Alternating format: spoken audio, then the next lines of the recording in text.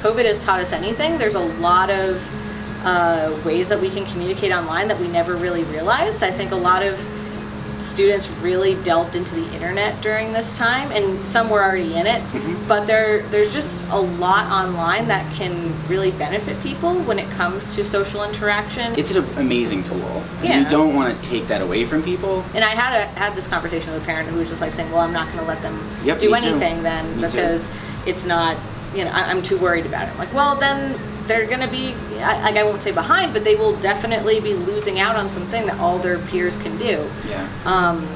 And so it's more about giving them the tools to be safe. You don't want to say that a kid can't ride a bike, but you might say, hey, here's a helmet, right? And that's kind of what this Great is. example. Yeah, and an example of that is one of the parents was going into the clinic and even at the end was really quite sure that this was a precursor to taking it away completely.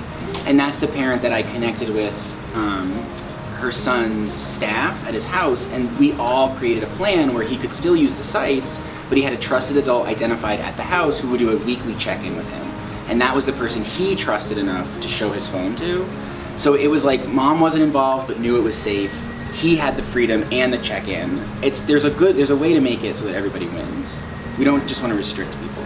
No, yeah, and I think that's especially hard when it comes to dating stuff, right? Or even connecting with friends online, right? A lot of kids don't want to bring their parents into the equation. Of course, yeah. And a lot of the time I did ask, like, oh, did you talk to your parent about this? Some of them did, but most of them don't, if they are in a situation that they're kind of being suspicious of, right? Because they don't want to lose, freedom. Yeah, they don't want to lose freedom. If it's anything like romantic, that's, it's like, oh, well, I don't want to tell my parent about this stuff. So also kind of, providing a space online where we could, be that person for them to talk to and bring stuff to.